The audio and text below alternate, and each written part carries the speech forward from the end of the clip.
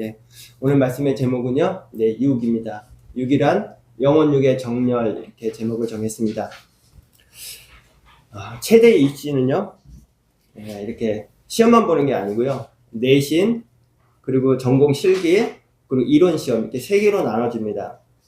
그 중에서요, 최대 이론 시험 중에서 이 절대 빠지지 않는 두 개의 문제가 있었습니다. 이 시험은요, 당연히 나오는 시험 문제입니다. 첫 번째는요, 이 대한민국 최초로 올림픽에서 금메달을 딴 사람은 누구인가 라는 문제입니다. 제가 이제 올림픽을 앞두고 최대 시험을 봐서 그런지 이 문제는 반드시 나왔습니다. 누구일까요? 예. 송기종 그러면요, 땡입니다. 예. 송기종 오면요, 한국 사람 최초로 금메달을 따신 분이고요. 대한민국 최초로 금메달을 따신 분은요, 1976년 몽트리올 올림픽 양정모. 지금도 생각이 납니다. 예, 양정모 선수가 우리나라 최초로 레슬링에서 금메달을 따면서 우리도 할 수 있구나. 그다음부터 줄줄이 사탕으로 나왔습니다. 누군가 한 명이 딱 해주면요, 그다음부터 우리 못 딸 줄 알았거든. 해방 이후에 20몇 년을 다녀도. 근데 양정모 선수가 금메달을 딱 따지니까 그다음부터 막 아무나 따버리는 이런 시대가 왔습니다. 그래서 양정모 선수고요. 또 두 번째 문제는요, 근대 올림픽의 창시자하고요, 그가 한 말은 이렇게 주관식으로 나옵니다. 예, 근대 올림픽의 창시자하고 그가 한 말은, 예, 우리 잘 아는 거죠. 예, 쿠베르탱하고요, 건전한 정신의 건전한 육체. 예, 진짜 오래전인데도요, 이 두 문제는 반드시 나오는 문제이기 때문에 지금도 생각나는 것 같습니다. 근데 사실은 이 말은 쿠베르탱이 먼저 한 말은 아니고요, 2세기경에 로마의 시인이 먼저 했습니다. 그분이 이제 건전한 신체, 건전한 정신이라고 말했는데, 그거를 근대 올림픽을 창시하면서 말을 조금 부드럽게 바꾸면서 쿠베르탱이 유명하게 만들었습니다. 이 뜻은요, 육체를 단련하는 체육 활동이 정신과 또 인격에도 영향을 미친다는 이렇게 뜻이죠. 그리고 몸을 쓰는 체육 활동이 몸만 쓰는 훈련이 아니라 사람이 몸을 쓰는 훈련을 통해서 온전하게 된다는 그런 뜻을 담고 있습니다. 이처럼요, 세상 사람들도요, 이 몸이 정신에 영향을 미친다는 것을요, 너무 잘 알고 있습니다. 그런데 우리 그리스도인에게 이 몸, 육체는 어떤 의미일까요? 그리스도인에게 이 몸, 바로 육체는요, 성령의 전이죠. 그래서 거룩한 그릇이 되는 것하고요, 그 다음에 또 그럼에도 불구하고요, 이 육체는요, 연약한 그릇이 된다는 것입니다. 오늘 말씀을 통해서요, 성경적 시선으로 우리의 육신을 좀 다시 바라보기를 원합니다. 그래서 우리의 영, 혼, 육까지 왔거든요. 참된 질서가 세워지시기를 예수 그리스도의 이름으로 축복합니다. 본문 첫 번째로요, 몸은 하나님이 거하시는 거룩한 그릇입니다 라는 제목으로 말씀드립니다. 본문 첫 번째로, 몸은 하나님이 거하시는 거룩한 그릇입니다. 예, 몸이 예배당입니다 라는 제목으로 말씀드립니다. 우리는 흔히 영과 혼처럼요, 이렇게 보이지 않는 정신 세계는 아주 귀하게 여기면서도요, 몸을 좀 이렇게 하찮게 보는 것을 좀 이렇게 고귀하다 이렇게 볼 수도 오해를 하는 것 같아요. 초대 교회에도요, 육체, 이 몸을 천시하고요, 영적인 것을 귀하게 여기는 이 영주주의라는 이단이 있었습니다. 예, PPT가 순서가 좀 바뀌어서 처음 겁니다.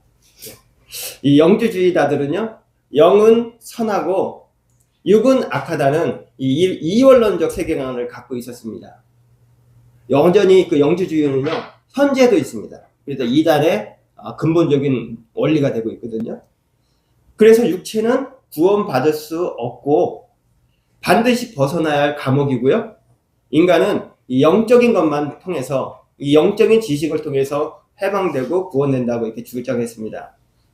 그 결과가 문제인데요, 그 결과로 육체를 무가치하게 하다고 여겨서 이 극단적인 금욕주의로 빠지거나, 아니면요, 육체는 어차피 타락했고, 타락했으니까 그냥 마음대로 살자 하는 이 무율법주의로 나가게 됐습니다.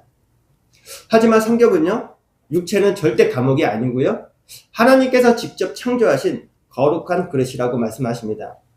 창세기 2장 7절에 하나님은요, 영원부터 만든 것이 아니고요, 사실은 흙으로 사람의 몸을 먼저 빚으셨습니다. 그리고 그 후에 하나님의 생기를 불어넣으시고 그 생명, 즉 혼이 되게 하셨습니다. 이렇듯이요, 몸이 먼저이고요, 그리고 그 몸에 영이 부어진 것입니다. 우리의 몸은요, 어떤 부끄러움의 대상이나 멸시의 대상이 절대 아닙니다. 도리어 하나님을 기쁘시게 하는 이 거룩한 그릇이 되는 것이죠. 몸은 거룩한 그릇입니다. 이 첫 번째로요, 몸은 성령의 전으로 하나님의 뜻을 담는 성전이 됩니다. 흙으로 지어진 인간의 몸 안에 하나님이 영이 거하실 때 거룩한 그릇, 살아있는 성전이 되는 것이죠. 그 고린도전서 6장 19절에서 20절인데요. 함께 읽겠습니다. 시작. 너희 몸은 너희가 하나님께로부터 받은가 너희 가운데 계신 성령의 전인 줄 알지 못하느냐. 너희는 너희 자신의 것이 아니라 값으로 사는 것이 되었으니 그런즉 너희의 몸으로 하나님께 영광을 돌리라. 아멘. 몸은요, 억압의 대상도 아니고요, 또 그렇다고 나를 위한 소유물도 아닙니다. 우리 몸은요, 하나님의 것입니다. 그래서 몸은 내 감정대로 사용하는 것이 아니고요, 하나님의 뜻에 따라서 드려지는 삶의 장소여야 됩니다. 몸은 그래서요, 이 두 가지 중 하나로만 존재하게 되어 있습니다. 자기를 위해서 존재하든지 아니면 하나님을 위해서 존재하든지 반드시 둘 중에 하나로 존재하게 되어 있습니다. 우리의 몸은요, 주를 위한 그릇이고요, 그 몸을 통해서 하나님의 거룩한 뜻이 나타나기를 우리 주님 원하십니다. 하나님은요, 우리의 몸을 거룩한 도구 삼기 원하십니다. 우리의 몸은 예수님께서 십자가에 위해서 값주고 사신 바 되었습니다. 이제 우리는 예수님의 소유된 몸으로 또 하나님께 영광 돌리는 삶을 살아야 할 것입니다. 몸은 하나님께 드려져야 할 예배의 단이 되기 때문입니다.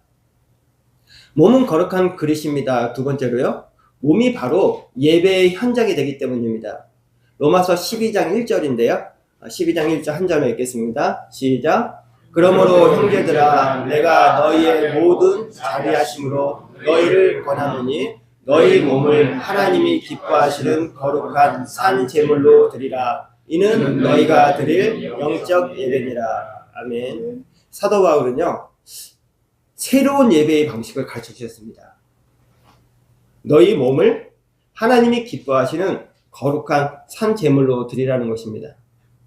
우리 일상의 삶 자체를요, 하나님께 드리는 예배가 되라고 말씀하신 것입니다. 우리 삶의 모든 순간이 몸을 통해서요, 거룩한 예배가 될 수 있습니다.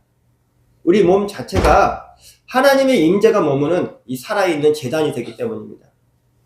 하나님은요, 3000년 전부터 사람의 손으로 지은 이 건물에 거하기보다는요, 사람이라는 살아있는 성전 안에 거하기를 원하셨습니다. 그래서 우리 성령님, 우리 몸에 임하셨고요, 예수님도 몸을 입고 이 땅에 오셨고요, 우리 역시 예수님처럼 몸으로 하나님을 섬기는 제사장 되었습니다. 영혼뿐 아니라요, 우리 연약한 육체까지도 예배할 수 있고 또 하나님께서 기쁘게 받아주신다는 사실이 바로 참 큰 은혜인 것 같습니다. 몸은 거룩한 그릇입니다. 세 번째로요, 그래서 몸을요, 거룩한 그릇이 되도록 관리를 잘 해야 됩니다. 몸을 잘 돌보고 관리하는 것은요, 자기 사랑이나 건강 관리로 끝나는 것이 아니고요, 몸을 잘 돌보는 것은요, 하나님이 거하시는 성전을 청결하게 유지하고 또 경건한 실천이 되는 것입니다. 하나님의 거처인 몸을 혹사하지도 말고요, 또 반대로 쾌락에 내어주지도 말고요, 하나님의 뜻을 이루는 도구로 하나님께 다시 돌려줄 수 있기를 소망합니다. 몸은 거룩한 그릇이라는 결론으로요, 몸은 언젠가 쇠할 것입니다. 그러나 그 안에 담긴 거룩은요, 영원히 사라지지 않습니다. 우리 고린도후서 4장 16절 한 절 읽어볼까요? 시작. 그러므로 우리가 낙심하지 아니하노니 우리의 겉사람은 낡아지나 우리의 속사람은 날로 새로워지도다. 사도 바울은요, 우리의 겉사람은 낡아지는데요, 속사람은 날로 새로워진다고 말씀하십니다. 이 말씀은요, 겉사람을 무시하라는 말씀이 아니고요, 오히려 겉사람을 복음에 참여하게 이렇게 부르라는 말씀입니다. 오늘 말씀, 본문 첫 번째 요약을 한번 따라해 볼까요? 몸이 성령의 전입니다. 몸이 성령의 전입니다. 몸이 예배 현장입니다. 몸이 예배의 현장입니다. 몸이 거룩한 그릇입니다. 몸이 거룩한 그릇입니다. 아멘. 한마디로요, 우리 몸은요, 예배당입니다. 그러므로 몸을 소홀히 여기지 말고요, 몸을 하나님께 드리기를 원합니다. 그래서 그 몸으로 하나님을 잘 섬기기를 원합니다. 그 몸 안에 거하시는 하나님을 경외하시고 또 찬양하시기를 예수님 이유로 축복합니다. 본문 두 번째로요, 그럼에도 불구하고요, 몸은 또 연약한 그릇입니다. 육체는요, 왜냐하면 영적 전투의 최전방에 있기 때문입니다. 몸은 하나님께 예배드리는 도구가 분명히 되는데요, 동시에 이 죄가 들어오는 이 가장 넓은 문이 되기도 합니다. 몸은 귀하지만 또 죄로 인해서 연약해졌고 죄의 도구가 된다는 사실인 것이죠. 이것이 바로 로마서 8장, 오늘 읽으신, 반복적으로 계속 8장에서 얘기하고 있는데요, 그 중에서 오늘 8장 6절하고요 13절 이렇게 두 절 한번 읽어볼까요? 시작. 육신의 생각은 사망이요 영의 생각은 생명과 평안이니라. 너희가 육신대로 살면 반드시 죽을 것이로되 영으로서 몸의 행실을 죽이면 살리니. 아멘. 몸 자체는요, 하나님께서 창조하신 것이니까 선한 것입니다. 그런데요, 죄는 이 몸을 통해서 역사합니다. 그래서 사도 바울은요, 너희 지체를 불의의 병기로 죄에게 내주지 말라고 지금 권면하고 있습니다. 여기서 중요한 것은요, 육체는 이 죄의 본질이 아니라는 것입니다. 그런데요, 육체는 죄의 도구가 될 수가 있다는 것입니다. 다시 말씀드려서요, 몸 자체가 악한 것이 아니고요, 몸이 죄에 이렇게 복종하게 될 때 악의 통로가 된다는 것입니다. 이것이 바로 우리가 매일 깨어 있어야 할 이유가 되는 것이죠. 우리의 육신은요, 자연스럽게요, 편한 길, 쾌락의 길, 쉬운 길을 선택하려고 합니다. 이 혈과 육의 싸움은요, 그래서 의지나 명상이나 무슨 노력으로 극복되지는 않습니다. 육체의 소욕은요, 이 성령의 도우심 없이는 계속 유지될 수가 없습니다. 고린도전서 9장 27절인데요. 함께 읽겠습니다. 시작. 내가 내 몸을 지켜 복종하게 하면 내가 남에게 전파한 후에 자신이 도리어 버림을 당할까 두려워함이로다. 아멘. 대사도인 이 사도 바울 선생님도요, 몸이 죄의 통로가 되지 않도록 날마다 절제하고요, 영의 인도를 받도록 훈련했다는 의미입니다. 우리는 몸을요, 미워해서도 안 되지만요, 그렇다고 몸을 방치해서도 안 됩니다. 몸은요, 다스려야 할 존재입니다. 이 몸이 죄의 종로를 되지 않도록 매일 성령의 지배 아래 있도록 말씀의 빛 아래 이렇게 복종하도록 해야 되는 것입니다. 육은 연약한 그릇입니다. 첫 번째로요, 육체의 본능은 본래 죄가 아닙니다. 그렇죠? 몸이 배고파하는 것도요, 죄가 아니죠. 몸이 피곤해지는 것도 죄가 아닙니다. 몸이 쉬고 싶어 하는 것도요, 절대 죄가 아닙니다. 이것은요, 인간의 유한함의 본성이기 때문에 절대 죄가 될 수가 없습니다. 그런데 문제는요, 육체의 본능이 하나님의 뜻을 거스르거나 영혼을 덮치고 무력하게 만들 때가 문제가 되는 것입니다. 로마서 7장 19절인데요. 로마서 7장 19절 한 절 읽겠습니다. 시작. 내가 원하는 바 선은 행하지 아니하고 도리어 원하지 아니하는 바 악을 행하는도다. 아멘. 그래서요, 몸은 자꾸 훈련해야 됩니다. 그리고 다스려야 합니다. 방치된 몸은요, 반드시 죄의 통로에 되기 때문입니다. 훈련받지 않은 채 이 방치된 몸은요, 필연적으로 죄의 통로가 되지만 성령으로 육신을 이렇게 죽이면요, 영생에 이르게 된다는 것입니다. 내버려둔 육신은요, 반드시 죄의 길로 흐르게 되어 있습니다. 그러므로 우리의 몸은 훈련되고 반드시 영과 혼이 다스려야 합니다. 몸은 연약한 그릇입니다. 두 번째로요, 몸은 죄가 들어오는 최전방에 존재하기 때문입니다. 말씀드린 것처럼요, 육체는 죄가 아닙니다. 창세기 1장 31절에 보니까 하나님이 보시기에 심히 좋았도록 하신 그 창조물이요 바로 우리의 몸입니다. 그러나 죄가 세상에 들어온 이후에 우리의 몸은요 죄의 흔적과 영향력을요 이 가장 전방에서 받고 있는 이 직접적인 통로가 되었습니다. 세상의 대부분 유혹들은요 육체의 감각을 통해서 들어옵니다.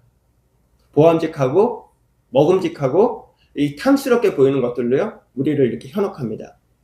요한일서 2장 16절에 육신의 정욕, 안목의 정욕, 이생의 자랑이라는 말대로요 눈과 입과 또 온몸을 통해서요 이 세속적인 욕망이 들어옵니다. 그리고 그 문이 그 욕망을 위해서 딱 열려버리면요 우리의 혼은 흔들려 버리기 시작하고요 영은 눌리게 됩니다.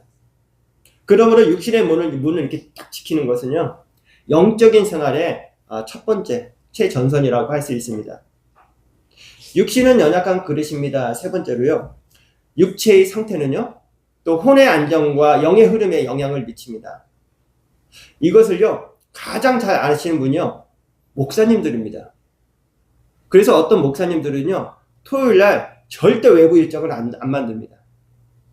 또 어떤 목사님은요 고속도로에서 운전할 때요 2시간마다 반드시 쉬신다고 하더라고요. 신앙은요 단지 생각이나 의지만으로 유지되지는 않습니다. 몸의 상태가요 분명히 이 혼과 영에 영향을 이렇게 미치기 때문입니다. 몸이 지치면요 기도하고 싶지 않죠. 그러므로 우리는요 육체의 컨디션을 영적으로 해석할 수 있는 영적 분별력이 필요합니다. 몸이 피곤할 때 이것을 단순하게 넘기면요 악한 영이 피곤한 몸을 통해서 들어오시다는 것을요 분별하셔야 됩니다. 그래서 이 육체는 영적 전쟁의 최전선이라고 말씀드린 것입니다. 우리가 몸의 상태를 잘 살피고 또 잘 돋보고 또 해석해서 건전한 몸과 건전한 정신으로 하나님께 영광 돌리시길 소망합니다.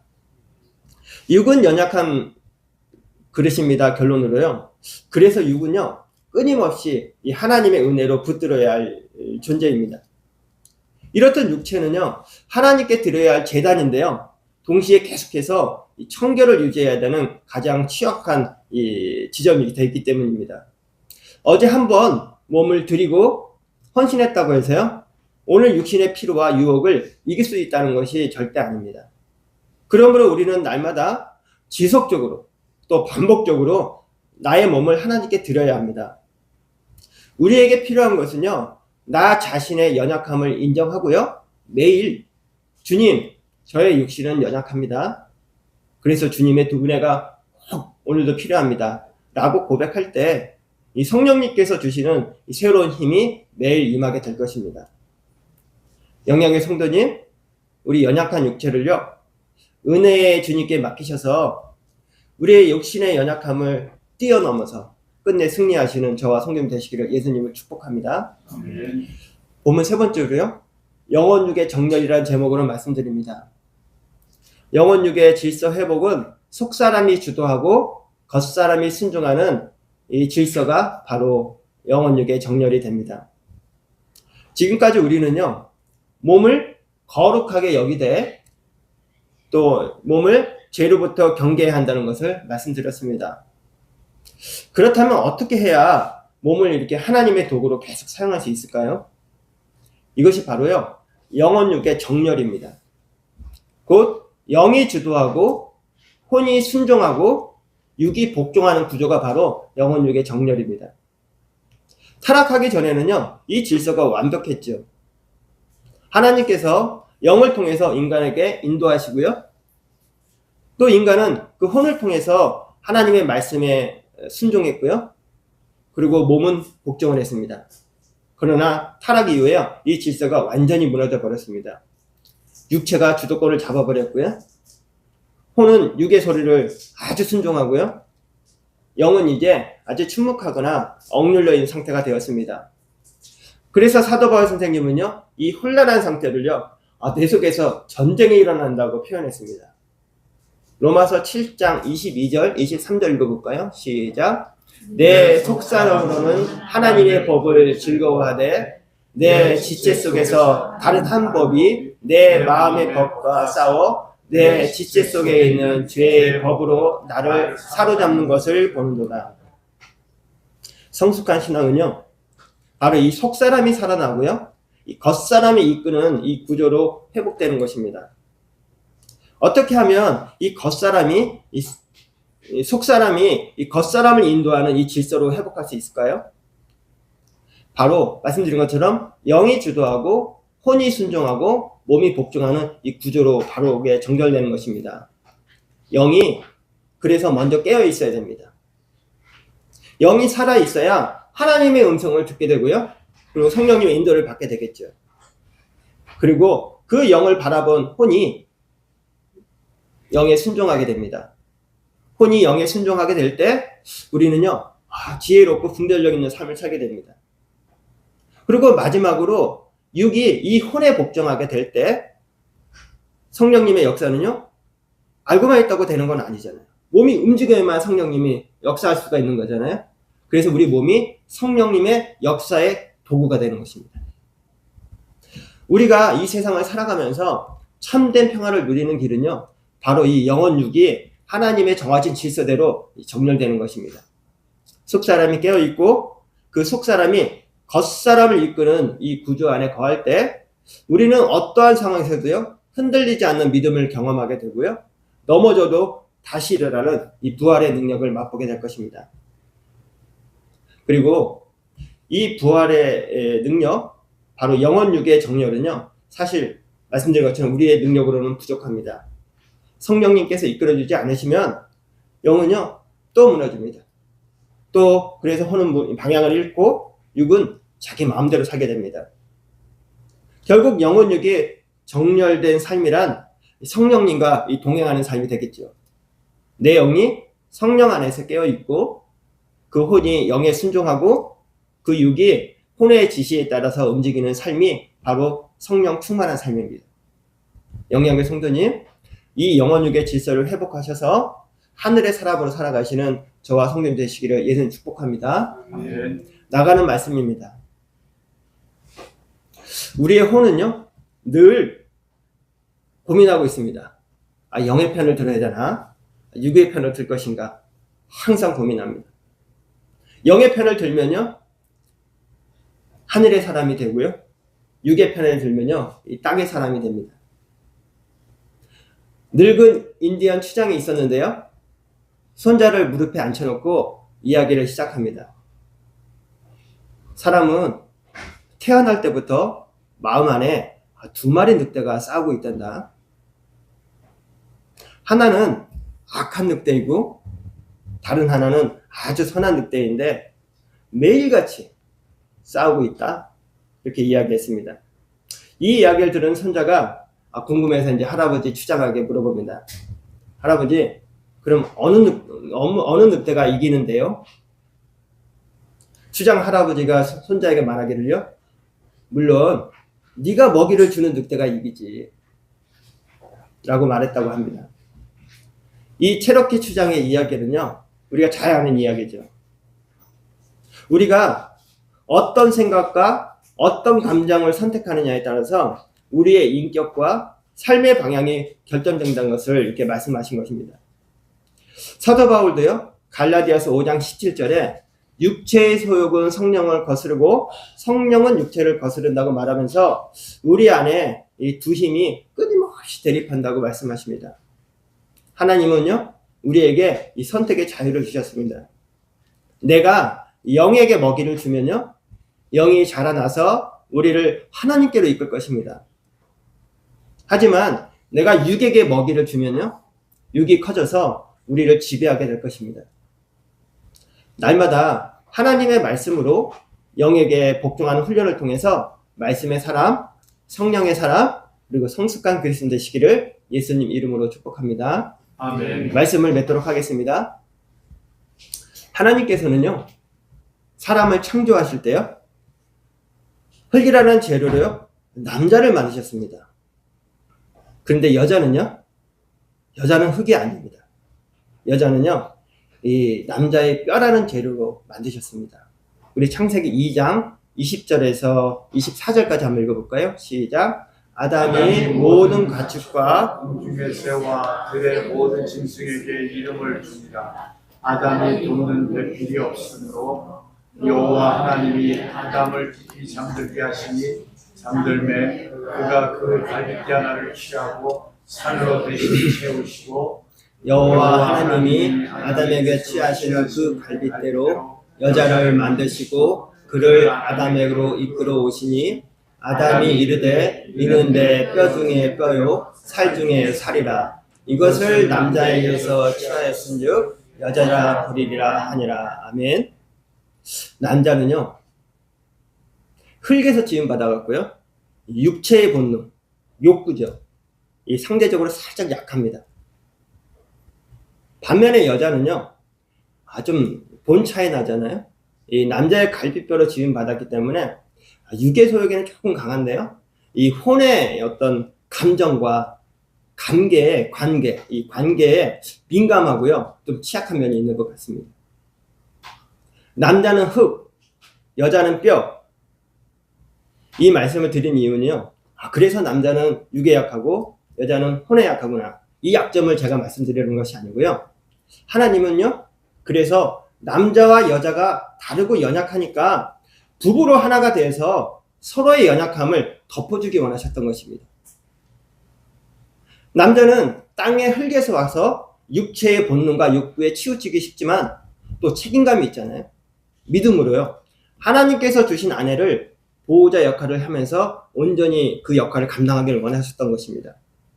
여자는 또 사람의 뼈에서 와서 이 혼의 감정과 사람의 말에 상처받기 쉽지만 이 성령님의 음성을 잘 듣기 때문에 하나님이 맺어주신 이 남자를요, 이 돕는 자의 역할을 아름답게 수행하라고 붙여주신 것입니다. 남자와 여자가 서로의 육체나 또 상대편의 혼을 탓하거나 비교하지 않을 때 바로 이 하나님께서 주신 창조 회복이 이루어지고 남자와 여자는요, 하나님께서 처음부터 세워주신 이 파트너, 진정한 동역자의 어떤 부부의 역할이 이루어질 것입니다.